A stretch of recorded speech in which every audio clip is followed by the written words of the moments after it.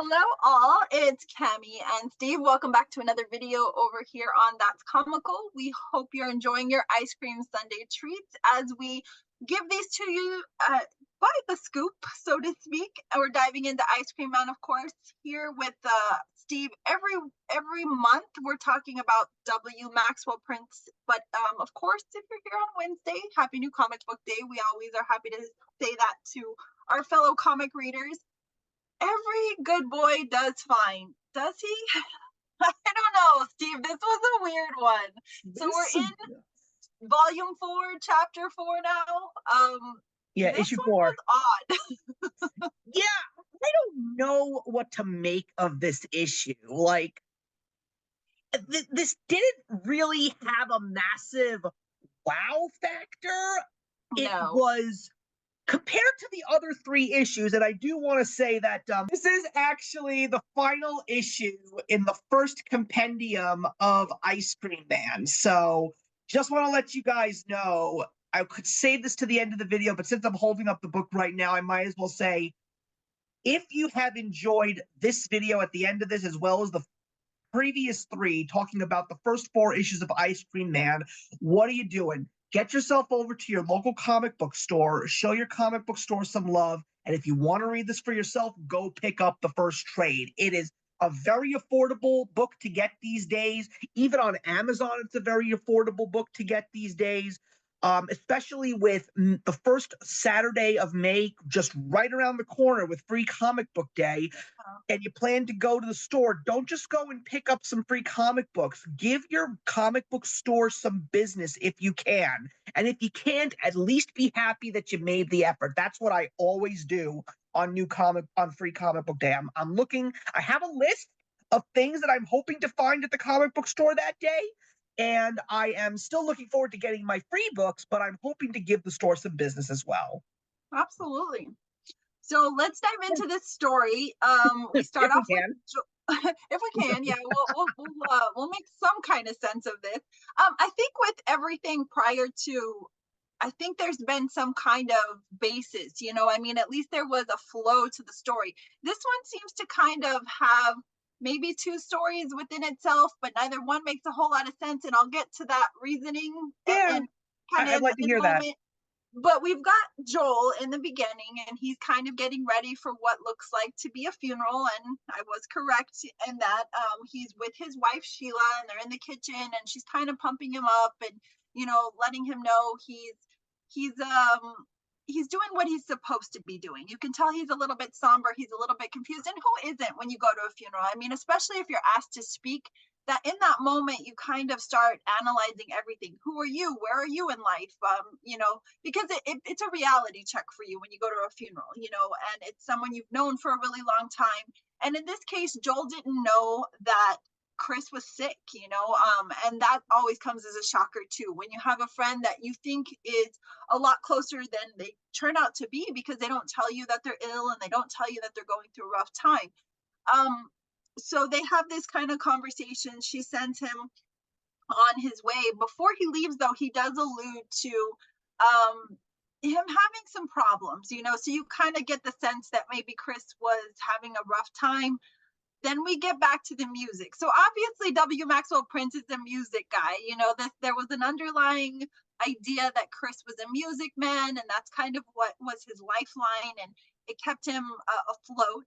But it seems like Chris kind of had a rough time of things. His dad left home at an early age, so he obviously was fatherless for much of his upbringing, which may have caused some of the depression that he felt. Maybe he just, you know, we don't get a lot of Chris, though. You know, we get what Joel gives us, we get what his dad gives us, who is referred to in this as Mr. Carson. I don't know that he's ever given a first name, but I do remember Mr. Carson. And so we get what Mr. Carson wants us to remember about his family. And he and Joel kind of have this conversation about why he left. But let's talk about the funeral, because really the funeral is a middle point before we get to the Mr. Carson stuff. There's a eulogy, obviously. He's giving his nod to his friend. But it was really awkward to me. I don't know if you felt that way, Steve. It just felt like he was giving away a lot of detail. Maybe some of the people there knew that Chris was depressed, but these are not the types of things you say about somebody when you're remembering them. You remember the good stuff. You say the good stuff. You don't say the odd stuff, the somber stuff, you know? At least for me, the funerals I've gone to, I think that you try to avoid the reason why you're there. Oh Maybe yeah, you I feel mean, differently. no, I don't disagree with you. As someone who unfortunately has been to you see, the funny thing about me and funerals is the very first time I ever went to a funeral, I was already in my 20s, in my early 20s. Oh, me too. My parents were people who didn't want their young kids to go to something like this because they were still young. They wanted them to embrace life and enjoy their youth and their childhood. But also at the same time, giving the eulogy is always one of the biggest challenges that anybody can have. I want to quote a joke, if we will, by the great Jerry Seinfeld.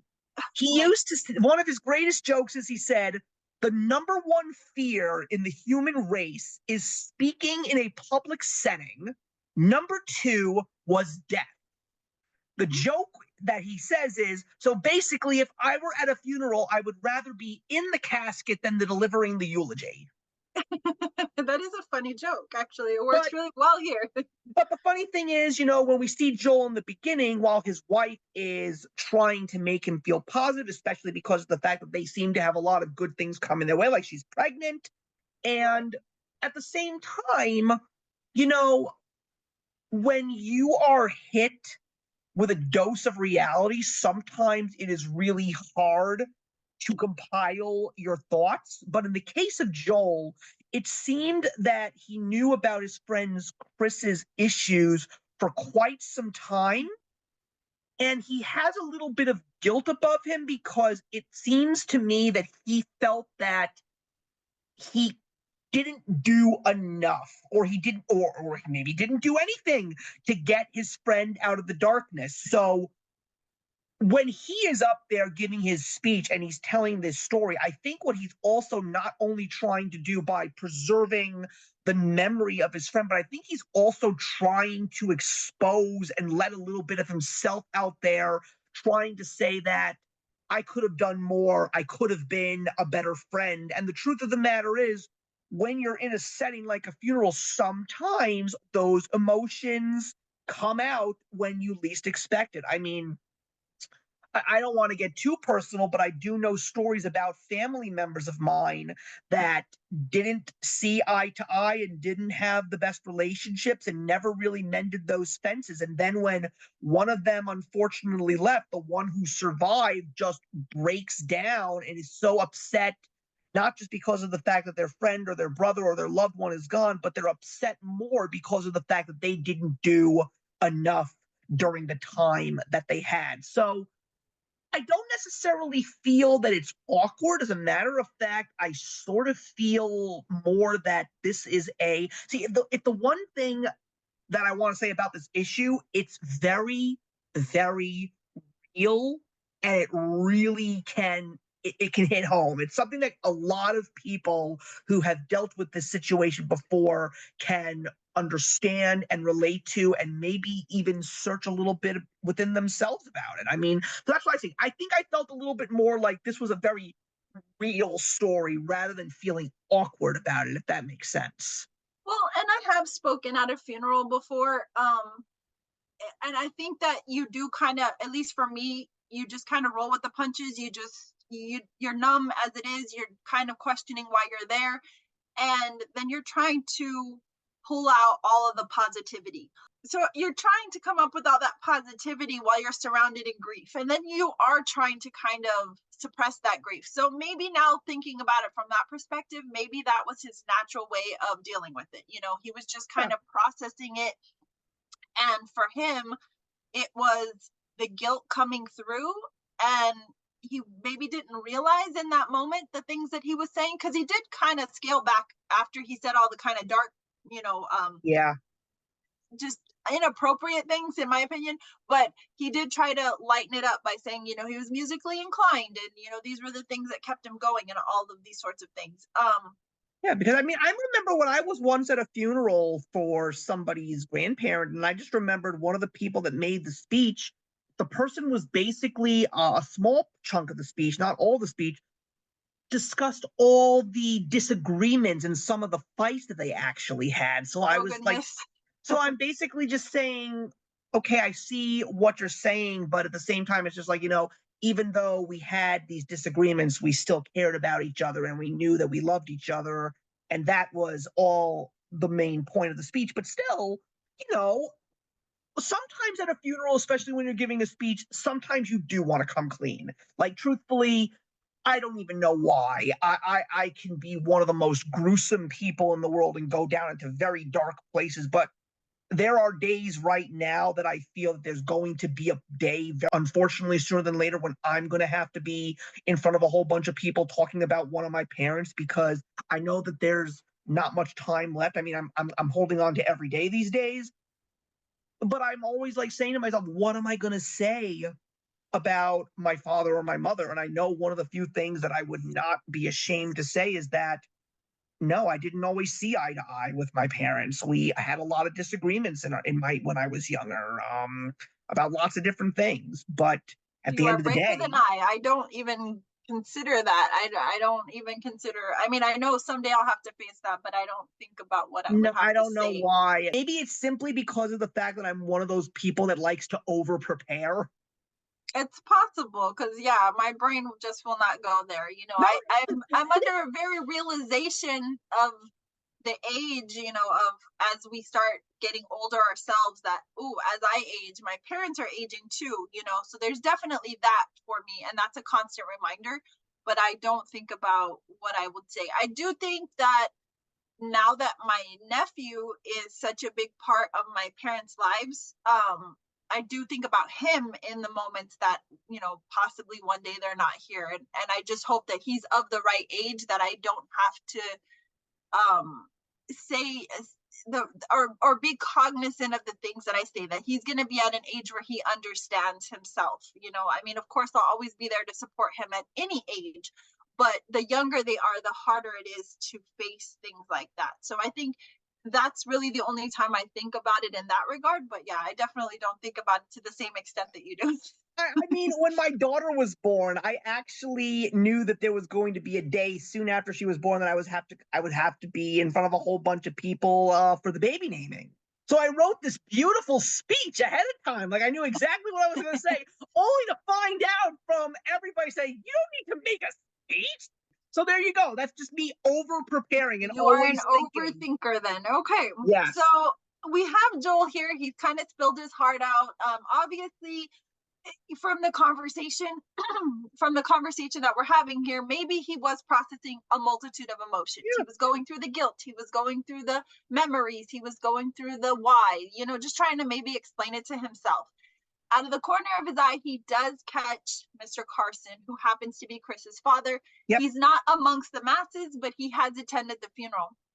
He looks to be kind of like a very rough and tumbly kind of guy, very scruffy, smoking a cigarette and just kind of staying out of everybody's business and staying out of the way of the funeral. Once it's concluded and everybody kind of dissipates, that's when Mr. Carson approaches Joel and they kind of have this conversation. It almost seems like they pick up right where they left off. At least that's exactly. how I feel. Mr. Carson's very open with him, embraces him, kind of thing, tells him it's good to see him, that he said a lot of great things about his son, and they agree to then go have a drink. It once again kind of takes a darkness in the bar. It starts off very lighthearted, and then Joel admits something that I don't think any reader was expecting to him to admit. Let's talk about why you left Mr. Carson. And then so Mr. Carson kind of starts to allude to a life that he had and, just kind of chasing the dream, so to speak. And then Joel pops this like crazy dark thought after he just got done telling him that Sheila was expecting, that he wants to know how he did it because he too is thinking of leaving. that really threw me for a loop because he really looked like he was happy, but that just goes to show you that illusions are just so multifaceted. You know, people can appear happy and they're sad, and people can appear that they're all together and they're going through the motions. And, you know, for like Joel and Sheila, it seemed like they were checking boxes. You know, they seemed happy, they seemed like they were getting, you know, all the right things. They lived in a nice house, expecting a child. But Joel really wasn't present in all that. You know, he just was always looking for that escape. And I Yeah. think you can speak to this, you know, fatherhood is probably very overwhelming when you find out you're going to be a dad. You probably start processing all the things, the expenses and the changes, and, you know, and maybe that's what he was going through and he just got really overwhelmed. Well, let's also remember the fact that 4 days after my wife told me that I was going to be a dad, and I was so extremely happy about finding out about that, that was when Hurricane Ida came to visit and my basement got flooded and everything went to hell. So it was a whole, but I'm not going to lie. And I've heard this from lots of people. I've talked to everybody, like my siblings, to friends. They're happy that they're parents, but they're not going to deny the fact that there are days where things are just so overwhelming they just want to pick themselves up and just leave because they just need to escape. I I feel that way sometimes too. I won't lie. There are some I days think where I that's the just case for every parent. I yeah, think some parents are just honest about it. And, you know, I think that other parents want to pretend that there is, again, a facade, a perfection. And there's no way any that's parent hasn't and come that's to that at some point. yeah, and that's the reason why. That's the reason why people have those feelings. They have those feelings because they have certain expectations, and yes, unfortunately, not all the time, but many times they put their expectations too high. There are days where I will be treating my daughter like she is already past her teens, and everybody keeps saying to me she's only two.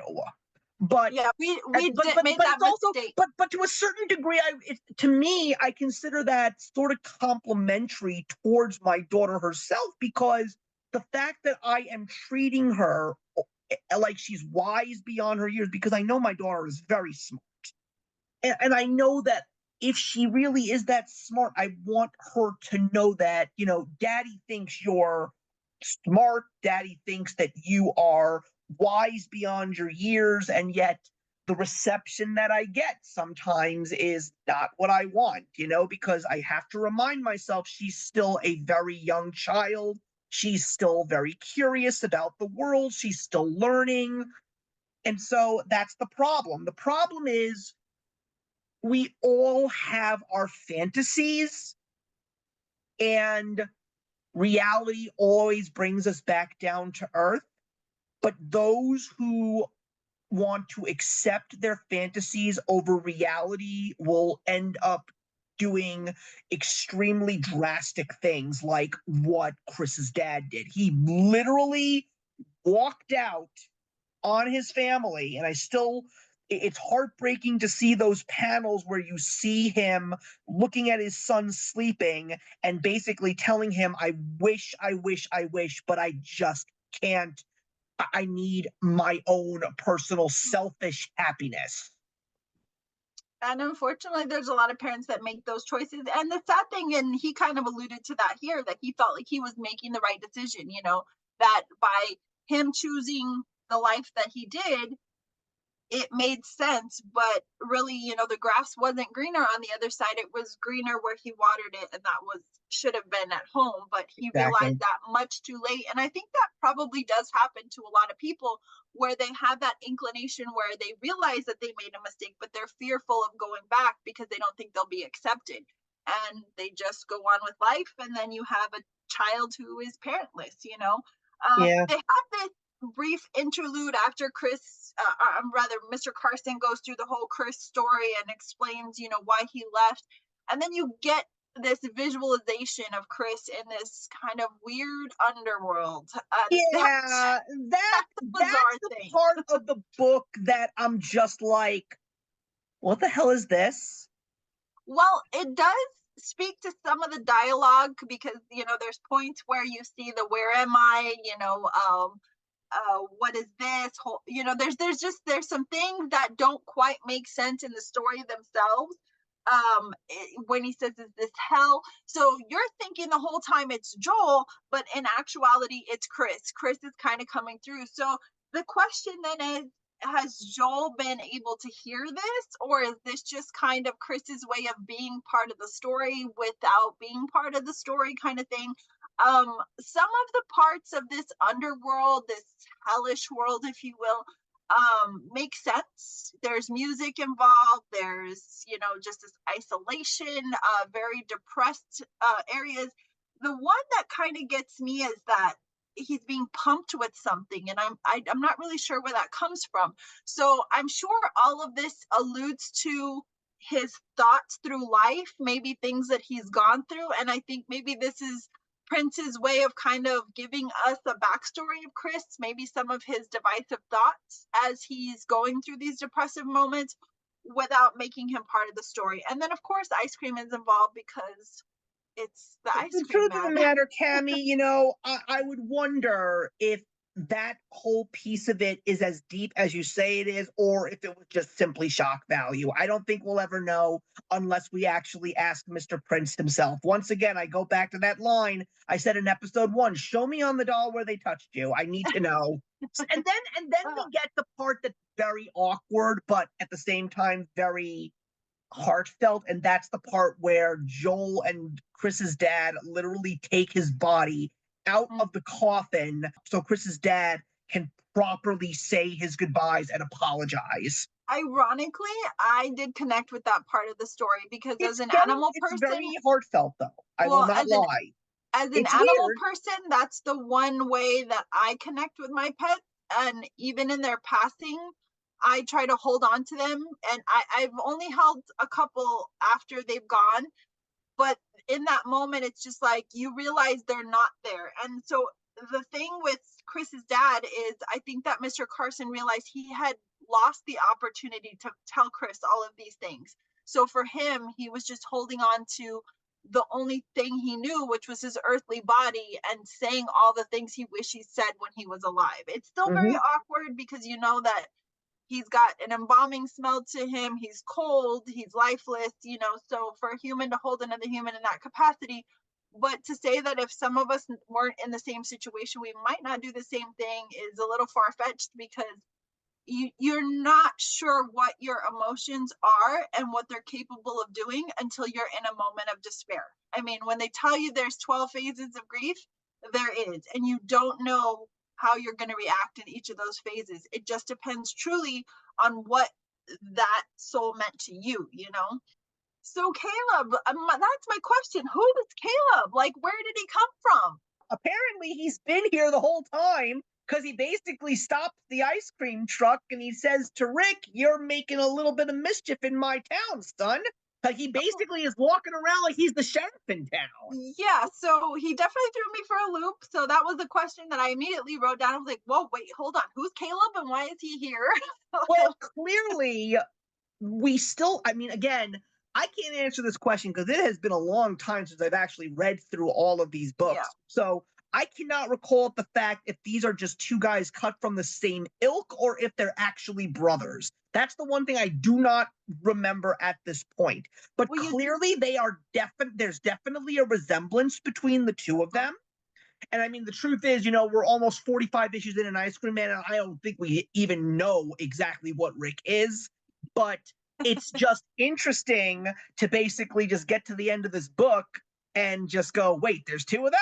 yeah, there's definitely a who's Caleb? Where does he come from? How is he related to Rick? How does Rick know him? Why is Rick afraid of him? You know, because Rick seems like the person or the entity, I don't know, the demon that is not afraid of anyone or anything. And then this tall, drink of water walks in this cowboy ensemble and basically telling him what's what, and you can just kind of see Rick shaking in his ice cream truck. So it's an interesting way to end on a note of just a music note. Again, I love how music always ties into these. I love how ice cream is always the underlying balance of everything. And then there's just that subtlety hint of horror that just kind of leaves you wondering and guessing. And this issue is no different, but that's Yeah, I basically the mean, end of every good boy does fine. Yeah, I mean, at least Caleb didn't show up in front of Rick with assless chaps. That would have just been very bizarre. Yes, then we would definitely have questions for W. Maxwell Prince. Anyway, guys, this ends this discussion. We hope that you'll join us for the next story arc, where we will be diving into review issue number 5.